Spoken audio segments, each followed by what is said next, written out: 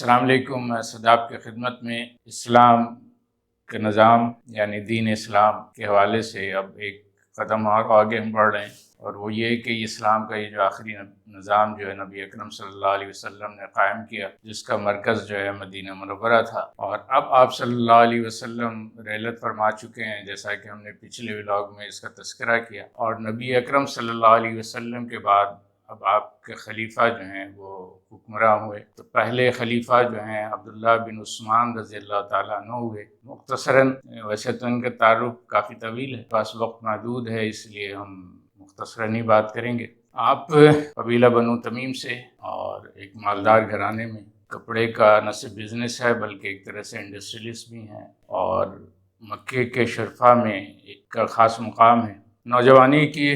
میں سے جو ہے ٹین ایجز سے ہی جو ہے آپ اپنے خاندان کے کاروبار کی نمائندگی کرتے ہوئے شام کا اور یمن کا سفر کرتے رہے، جیسا کہ اس وقت کا دستور تھا۔ اسی سفر میں جب نبی اکرم صلی اللہ علیہ وسلم پہلی بار اپنے چچا حضرت ابو طالب کے ساتھ جو ہے شام کے سفر پہ گئے، اس وقت 16 سے 18 سال کے درمیان کی عمر تھی۔ وہاں شام میں ایک راہب کا واقعہ پیش آیا جس میں اس نے ابو طالب کو یہ ہدایت کی کہ ان کی حفاظت کریں، یہ نبی ہونے والے ہیں۔ تو ابو بکر صدیق بھی اس قافلے میں موجود تھے، انہوں نے بھی یہ جانا اور یہ چیزیں کی، اور انہوں نے اس بات کو اپنے دل میں محفوظ کر لیا تھا۔ اور پھر جو ہے نبی اکرم صلی اللہ علیہ وسلم نے جب اعلان نبوت کیا تو یہ عبداللہ بن عثمان، میں بار بار عبداللہ بن عثمان کہہ رہا ہوں، اور ہو سکتا ہے کہ آپ اس سے چونکے کہ میں کیوں کہہ رہا ہوں، تو میں ان کا اصل نام لے رہا ہوں۔ معروف تو ابو بکر صدیق سے ہیں، وہ اس وقت یمن میں تھے، اور یمن میں بھی آپ کو ایک واقعہ پیش آیا، وہاں ایک بوڑھے نے آپ کو اس بات کی نوید دی کہ آپ کے یہاں جو ہیں وہ نبی مبعوث ہونے والے ہیں۔ اور جب آپ واپس مکہ پہنچے تو گھر میں کچھ آپ کے قبیلے کے افراد موجود تھے، اور انہوں نے اس صورتحال سے آگاہ کیا۔ آپ نے انہیں رخصت کر کے فوری طور پر نبی اکرم صلی اللہ علیہ وسلم کے در پہ پہنچے، اور خیال رہے کہ یہ ایک طویل عرصہ گزرا ہے جو آپ صلی اللہ علیہ وسلم سے جو وہ شام کے سفر میں آپ سے ایک تعلق بنا تھا، اس تعلق کو بڑی اچھی طرح آپ نے قائم نہ صرف رکھا بلکہ مضبوط کرتے رہے۔ اور جب یہ خبر پہنچی تھی تو آپ کو پہلے ہی سے اندازہ تھا، اس کے کئی شواہد آپ کے علم میں پہلے سے موجود تھے، لہٰذا گھر پہ دستک دینے کے بجائے جو ہیں بادب دہلیز پہ بیٹھ گئے دروازے کے، اور جب رسول اللہ صلی اللہ علیہ وسلم باہر تشریف لائے تو آپ نے دریافت کیا کہ میں جب شہر پہنچا ہوں تو یہاں آپ سے متعلق یہ باتیں چل رہی ہیں، تو آپ کا کیا کہنا ہے؟ آپ صلی اللہ علیہ وسلم نے بتایا کہ وہ فرشتہ میرے پاس آیا ہے اور مجھے یہ پیغام دیا ہے۔ تو آپ نے ان سے سوال کیا کہ ہر نبی کی ایک دلیل ہوتی ہے، آپ کی کیا دلیل ہے؟ تو آپ صلی اللہ علیہ وسلم نے فرمایا کہ وہ خواب جو تم نے دیکھا تھا اور وہ بات جو یمن کے اس بوڑھے نے تمہیں بتائی، اور اس نے تحفے میں جو 12 اشعار دیے، تو آپ نے کہا کہ آپ کو یہ بات کس نے بتائی؟ تو آپ صلی اللہ علیہ وسلم نے بتایا کہ اسی فرشتے نے، جبرائیل نے بتائی، جو میرے پاس وحی لے کے آیا تھا۔ تو آپ نے فی الفور جو ہے وہ ایمان لے آئے، اور ابو بکر صدیق رضی اللہ تعالیٰ کی زندگی کا یہ پہلا اور آخری سوال تھا جو آپ نے صلی اللہ علیہ وسلم سے، اس کے بعد پوری زندگی آپ کو کہیں پہ ابو بکر صدیق نبی صلی اللہ علیہ وسلم سے کسی بھی مسئلے پہ، حالانکہ اس پوری جدوجہد 23 سالہ دور میں بڑے بڑے واقعات ہوئے، بہت سارے صحابہ کے اندر سوالات جنم لیے، لیکن آپ کو ابو بکر صدیق جو ہیں وہ پرسکون ملیں گے۔ بظاہر تو آپ کو جو صدیق کے حوالے سے جو روایت میں بات آتی ہے وہ تو یہ کہ جب معراج کا واقعہ ہوا اور لوگ اس پہ اعتراض کر رہے تھے، کچھ لوگوں نے حضرت ابو بکر سے بھی پوچھا کہ اگر کوئی یہ کہے کہ وہ رات کے چند پہر میں وہ مکے سے جو ہے وہ بیت المقدس گیا اور وہاں سے 7 آسمانوں کے سفر کر کے آ گیا، تو آپ کیا کہیں گے؟ تو آپ نے اس کی تردید کی، آپ نے اس کو رد کیا۔ تو لوگوں نے کہا کہ یہ تو آپ کے صاحب ہی یہ دعویٰ کر رہے ہیں، تو آپ نے برجستہ کہا کہ اگر وہ کہہ رہے ہیں تو بالکل ٹھیک کر رہے ہیں۔ لیکن حقیقت یہ ہے کہ جو انبیاء کی رسولوں کی تاریخ رہی ہے، ہر نبی کے ایک صدیق ہوتا ہے۔ جیسے عیسیٰ ابن مریم کے جو صدیق تھے، خود ان کی والدہ تھیں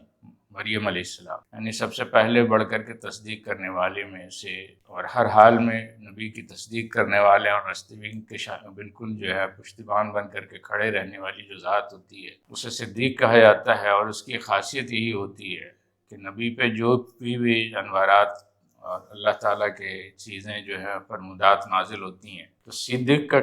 کے قلب میں اس میں کوئی عزم حلال کوئی اضطراب نہیں ہوتا، بلکہ وہ اس کو بالکل اسی طرح جذب کر رہا ہوتا ہے۔ لہٰذا ابو بکر صدیق رضی اللہ تعالیٰ کا مرتبہ جو ہے وہ قرآن مجید کی سورہ توبہ کی آیت نمبر 40 جو ہے وہ دلیل کافی ہے، قرآن کی دلیل ہمارے لیے کافی ہے، اور وہ اتنی واضح ہے کہ اس پہ تاریخ بھی شاہد ہے۔ وہ یہ ہے کہ ہجرت کے وقت جب آپ دونوں غار ثور میں موجود تھے، اس مرحلے پہ اللہ تعالیٰ نے کہا کہ ثانی اثنین اذ ہما فی الغار، دو میں دوسرا، تو دو میں یہ جو دوسرے یعنی ابو بکر صدیق رضی اللہ تعالیٰ کو دوسرا تو اللہ نے خود قرار دے دیا۔ تو نتیجہ یہ کہ اس کے بعد پھر کوئی بحث کرنا جو ہے وہ ٹھیک ہے کہ اپنے اپنے دائرے میں کوئی بھی فضیلت کسی کی ہو سکتی ہے، اس پہ بحث ہو سکتا ہے، لیکن حقیقت یہ ہے کہ ایک منصب ایک چیز اللہ تعالیٰ نے خود طے کر دی۔ نبی اکرم صلی اللہ علیہ وسلم جب رحلت فرمائے تو اس وقت جو ہے 3 کیفیتیں تھیں۔ ایک کیفیت تو وہ تھی جو ہم نے گزشتہ ولاگ میں جو ہے آپ سے شیئر کیا تھا، اور وہ یہ تھا کہ اعراب یعنی پورے جو ہے وہ مملکت میں، چاہے وہ یمن ہو، عمان ہو، اور موجودہ سعودی عرب کا جو مشرقی حصہ ہے، خود مدینہ کے اطراف میں جو قبائل تھے ان کا کیا رویہ تھا اور انہوں نے کیا رد عمل دیا، بالخصوص وہ لوگ جو مغلوب کیے گئے تھے نبی صلی اللہ علیہ وسلم سے کے مقابلے کے نتیجے میں، ان کو تو ایک اچھا موقع ملا تھا اور وہ سمجھ رہے تھے کہ اب بغاوت کر کے ہم دوبارہ آزادی حاصل کر لیں گے۔ انہوں نے بھرپور بغاوت کی، اور اس بغاوت کے اندازہ آپ اس سے کریں کہ صرف حرمین میں یعنی خانہ کعبہ اور مسجد نبوی میں اور طائف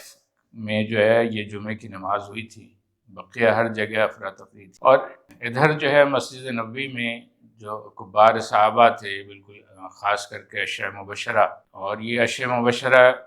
بہت اہم ٹیم ہے جس کا ہمارے یہاں عموماً تذکرہ عموماً سرسری کیا جاتا ہے اور صرف فضیلت کی بنیاد پہ کیا جاتا ہے، حالانکہ اس وقت کی ریاست میں یہ 10 لوگوں کا بڑا اہم رول ہے، کردار ہے۔ یہ اور بات ہے کہ عشرہ مبشرہ کی حیثیت اور روایت کو ہمارے یہاں اہل تشیع تسلیم نہیں کرتے، کیونکہ انہوں نے جو اپنا بیانیہ بنایا ہے اس میں اگر یہ عشرہ مبشرہ کو تسلیم کر لیں تو پھر وہ ان کے سارا بیانیہ اس میں فٹ نہیں ہوتا۔ تو بہرحال اس میں جو ہے یہ سارے لوگ جو ہیں وہ غمزدہ ہیں، پریشان ہیں، یعنی حضرت علی کا تو عشرہ مبشرہ کے علاوہ جو ہے بچپن سے ایک تعلق ہے، خود آپ نبی اکرم صلی اللہ علیہ وسلم کی زیر سایہ پرورش پائی ہے، تو آپ غم سے نڈھال ہیں، اور دوسری طرف حضرت عمر بن خطاب ہیں جن کے جذبات کا اندازہ مزاج میں جو ہے اس کی وجہ سے وہ بھی شدید ٹینشن میں ہیں۔ دیگر صحابہ کی بھی جو کیفیت کم و بیش ایسا ہی ہے کہ سب نڈھال ہیں، کسی کو کچھ سمجھ میں نہیں آ رہا۔ ایسے مرحلے پہ ایک تیسرے انتشار کی خبر ملتی ہے، اور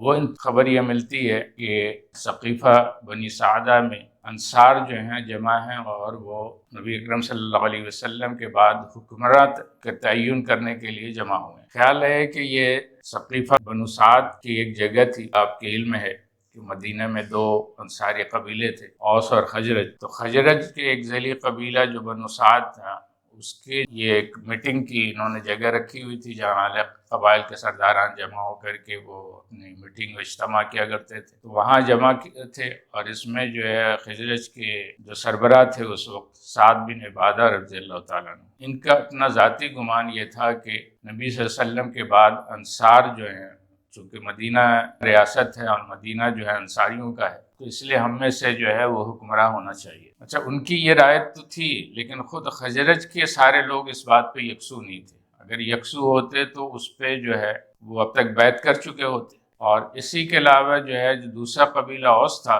وہ تو اس کے بالکل خراب تھا۔ تو یعنی آپ خود اندازہ کریں کہ انصار صحابہ میں دونوں قبائل کے لوگ جو ہیں سعد بن عبادہ کی اس رائے پہ یکسو نہیں تھے، اور یہ بات جب مسجد نبوی میں پہنچی تو ظاہر ہے کہ صحابہ کو بھی پریشانی لاحق ہوئی، اور نبی اکرم صلی اللہ علیہ وسلم کی حیثیت جو ہے ایک رسول کی بھی تھی اور ایک حکمراں کی بھی تھی، اور ہم نے آپ کو تفصیلاً بتایا ہے کہ اس وقت پوری ریاست کی مجموعی طور پر صورتحال کیا تھی۔ لہٰذا اس صورتحال میں یہ داخلی انتشار اور پھر بالخصوص قیادت، ریاست کی قیادت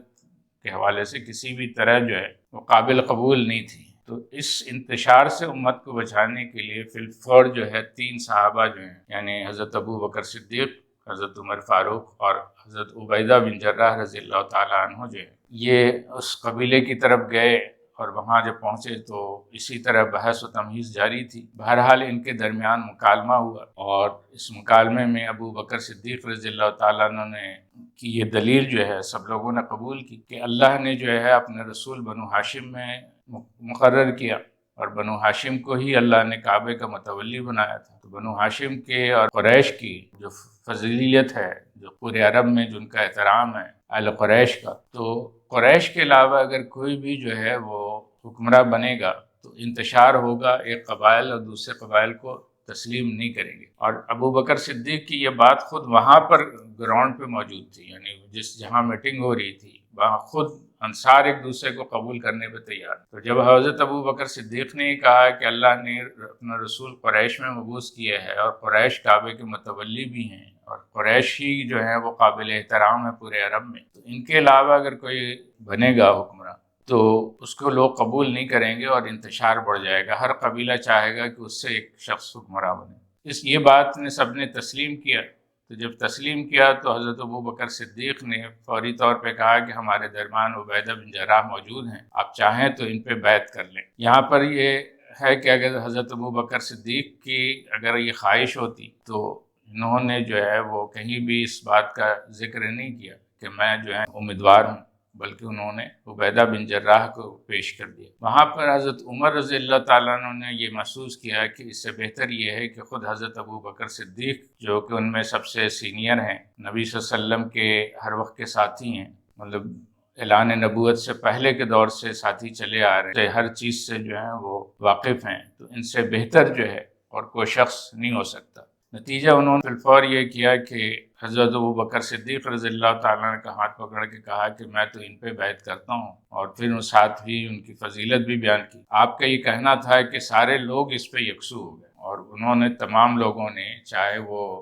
جو بھی وہاں پر انصار کے تمام قبائل تھے کہ لوگ جو سرداران تھے وہ موجود تھے، ان سب نے جو ہے وہ بلکہ اتنی تیزی انہوں نے دکھائی کہ ابھی جو بحث و تمیز تھی وہ بالکل ختم ہو گئی، اور سب آپس میں ایک دوسرے سے آگے بڑھ کر کے ایک بلکہ ہلکی سی دھکم پیل کی سی کیفیت ہو گئی تھی، اور سب نے بڑھ کر کے جو ہے وہ آپ پہ بیعت کی۔ اور یہ چیز یہ تھی کہ سب کو اندازہ تھا کہ یہ ریاست کا بڑا اہم مسئلہ ہے، اور اس انتشار سے بچنے کے لیے اس سے بہتر موقع نہیں ہے کہ حضرت ابو بکر صدیق کے ہاتھ پہ بیعت کر لی جائے۔ یہ بیعت جو ہے پری پلاننگ نہیں تھا، پہلے سے کوئی طے شدہ نہیں تھا، ایک ہنگامی حالت پیدا ہوئی تھی، اور اس ہنگامی حالت کو سمیٹنے کے لیے، اس کو جو ہے وہ منطقی انجام تک پہنچانے کے لیے وہ یہ اقدام ہوا۔ یہ اور بات ہے کہ جن کے ذہن میں سازش ہے وہ اس پہ سازش کا الزام لگاتے ہیں۔ بہرحال دوسرے دن جو ہے چونکہ اس وقت بیعت کرنے میں انصار کے ہی کچھ مخصوص سرداران اور ذمہ داران تھے، یہ بیعت عام نہیں ہوا تھا، لہٰذا دوسرے دن جو ہے صلاۃ الجامع ہوا، یعنی پورے مدینہ کے لوگوں کو جمع کیا گیا مسجد نبوی میں، اور وہاں پہ بیعت عام ہوئی، تمام لوگوں نے بیعت کیا۔ اور اس بیعت کے بعد جو ہے آپ نے جو ہے ان سے خطاب فرمایا، کہا کہ میں تم میں سے بہتر نہیں ہوں لیکن تمہارا حکمراں بنا دیا گیا ہوں، تو جب تک میں خیر پہ قائم ہوں تو میری اطاعت کرنا، اور جب میں اس سے ہٹوں تو تم مجھے سیدھا کر دینا، اور یہ کہ تم میں سے جو کمزور ہے وہ میرے نزدیک طاقتور ہے یہاں تک کہ میں اس کا حق دلا دوں، اور جو تم میں طاقتور ہے وہ میرے نزدیک کمزور ہے یہاں تک کہ میں اس سے وہ حق دلوا دوں جو کسی کا اس کے اوپر موجود ہے۔ پھر آپ نے ایک بڑی اہم آیت تلاوت فرمائی، سورہ آل عمران کی آیت ہے، جس میں اللہ تعالیٰ نے کہا وَمَا مُحَمَّدٌ إِلَّا رَسُولٌ قَدْ خَلَتْ مِن قَبْلِهِ الرُّسُلُ أَفَإِن مَّاتَ أَوْ قُتِلَ انقَلَبْتُمْ عَلَىٰ أَعْقَابِكُمْ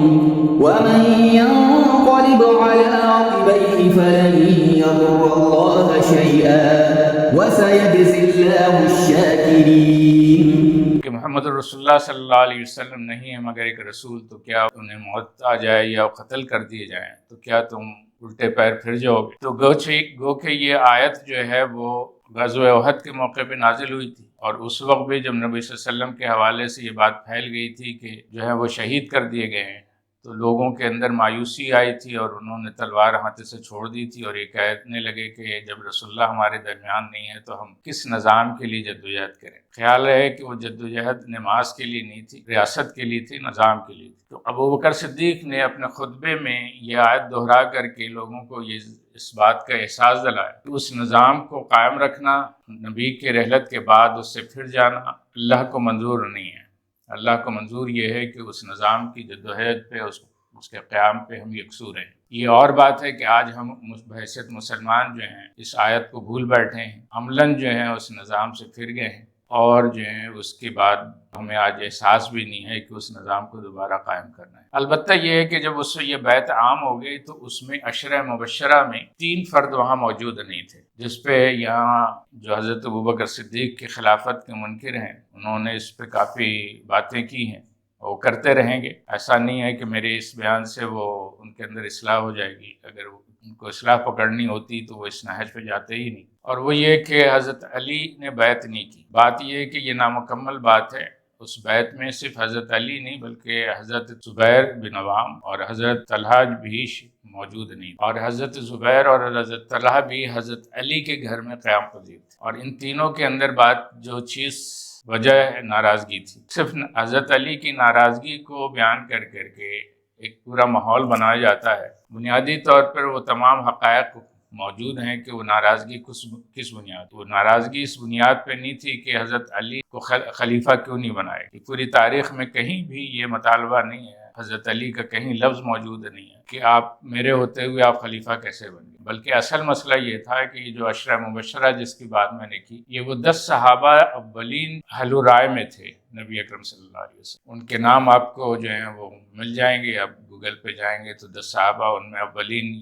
تو یہ 4 خلفاء ہی ہوئے، جس میں ابوبکر، حضرت عمر، عثمان و علی۔ اس کے علاوہ جو ہیں سعد بن وقاص ہیں، عبدالرحمن بن عوف ہیں، عبیدہ بن جراح ہیں، سعید بن زید ہیں، اور اس طرح جو ہیں وہ 10 صحابہ ہیں۔ تو بنیادی طور پر یہ 3 فرد جو ہیں ظاہر ہے کہ عشرہ مبشرہ میں تھے، اور اتنا اہم فیصلہ ظاہر ہے کہ سب کو مل کر کے بیٹھنا تھا۔ تو حضرت سعد بن ابی وقاص اور عبدالرحمن بن عوف وغیرہ نے تو اس صورتحال سے جو ہے وہ چونکہ واقف ہو گئے تھے تو انہوں نے اعتراض نہیں کیا، لیکن یہ 3 جو ہیں عشرہ مبشرہ جو ہیں انہوں کو اعتراض اس بات کا تھا اور ناراضگی یہ تھی کہ ہم سے مشاورت کے بغیر جو ہے یہ خلافت کا تعین کیسے کر لیا گیا۔ یہ بنیادی طور پہ غلط فہمی تھی، چونکہ خود حضرت علی جو ہیں وہ انتہائی غمزدہ تھے، اور اس صورتحال میں جو چیزیں وقوع پذیر ہوئی تھی، بالخصوص جو ثقیفہ میں جو سارا صورتحال ہوئی، اس سے حضرت علی ناواقف تھے، لہٰذا بعد میں جو ہے وہ ابوبکر صدیق رضی اللہ تعالیٰ عنہ نے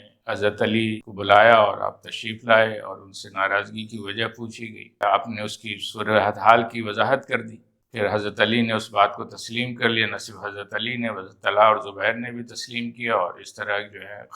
خلافت کی جو بیعت جو ہے وہ مکمل ہو۔ اس میں 2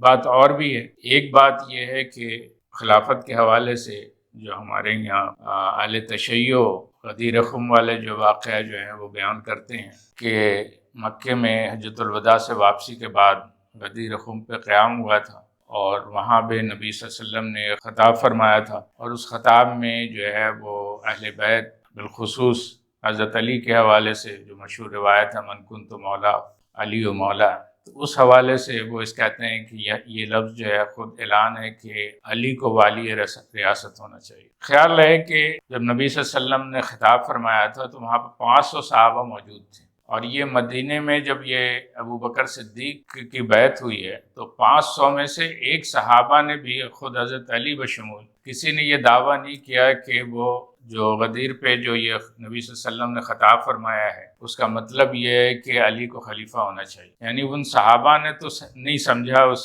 خطاب کو، بعد کے لوگوں نے اپنے تئیں سمجھ لیا، اور اس بعد کے لوگوں نے پھر اس پہ پوری اپنی مذہبیت کھڑی کر دی، تو یہ پھر ایک الگ مسئلہ ہے۔ اسی طرح جو ہے ایک دوسرے جو بات کی جاتی ہے وہ حضرت عمر پہ الزام دیا جاتا ہے کہ انہوں نے حضرت علی کے گھر پہ جا کر کے دھمکی دی، نہ صرف دھمکی دی بلکہ ایک قدم آگے بڑھ کر کے ان کے گھر کو جلا دیا، اور وہ ان کے فاطمہ رضی اللہ تعالیٰ کا دروازہ جو ہے جل کر کے ان پہ گرا، اور پھر اس سے بہت ساری کہانیاں بنائی جاتی ہیں۔ بنیادی طور پر جو اس وقت ریاست میں انتشار کی جو کیفیت تھی، جس طرح بغاوت برپا تھی اور جس طرح جو ہے وہ سقیفہ پہ جو مسئلہ چل رہا تھا، اس وقت جو ہے وہ حضرت عمر رضی اللہ تعالیٰ عنہ ایک ٹینشن کی کیفیت میں تھی کہ کسی طرح سے اس انتشار کو روکا جائے۔ لہٰذا ان تینوں افراد نے، جن کا ذکر ہو چکا ہے، جو بیعت نہیں کی، اور آپ کو پتہ چلا تھا کہ یہ علی کے یہاں بیٹھے ہوئے ہیں، تو وہاں جا کر کے آپ نے ایک صرف غصے کا اظہار کیا تھا، اور وہ اظہار بھی حضرت علی یا فاطمہ الزہرا پہ نہیں تھا۔ اور جہاں سے یہ روایت لی جاتی ہے وہاں یہ چیز موجود ہے کہ جب آپ نے غصے کا اظہار کیا، خود حضرت عمر کے الفاظ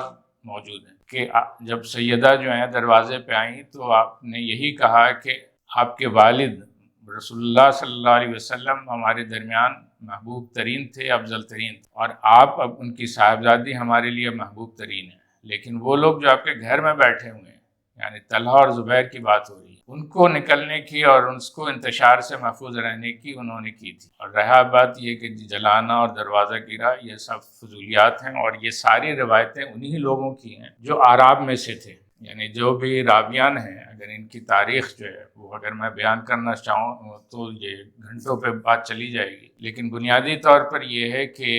یہ جتنے بھی راویان ہیں، آپ کہیں سے بھی، چاہے وہ بخاری میں آیا ہو یا دوسری روایتوں میں کے دوسرے، تیسرے اور چوتھے درجے کی کتابوں میں آئی ہوں، ان سب کے حوالے کو اٹھا کے دیکھ لیں، یہ آپ میں کوئی نہ کوئی غلام اور غلام زادہ ملے گا۔ یہ غلام زادہ کیا ہے؟ یہ وہی لوگ ہیں کہ جنہوں نے انتشار کیا تھا، ان کے خلاف جو ہیں وہ ابو بکر صدیق رضی اللہ تعالیٰ عنہ نے فوج کشی کی، یہ مغلوب کیے گئے دوبارہ، اور مغلوب تو ہو گئے یہ، اور بظاہر یہ اسلام پہ قائم رہے، لیکن در پردہ جو ہے انہوں نے اسلام کی بے خونی کرنے کی کوشش کرتے رہے۔ انہوں نے روایتاً بھی، علمی بھی اور سیاسی طور پر بھی انہوں نے مسلمانوں کے اندر انتشار برپا کی، جس کے اثرات آج بھی موجود ہیں۔ فی الحال ہم آج یہیں تک رکھتے ہیں، انشاءاللہ خلیفۃ الرسول ابو بکر صدیق کے واقعات کو انشاءاللہ پھر اگلی نشست میں ہم اور آگے بڑھائیں گے۔ اپنا خیال رکھیے گا، مجھے اجازت دیجیے۔ السلام علیکم ورحمۃ اللہ وبرکاتہ۔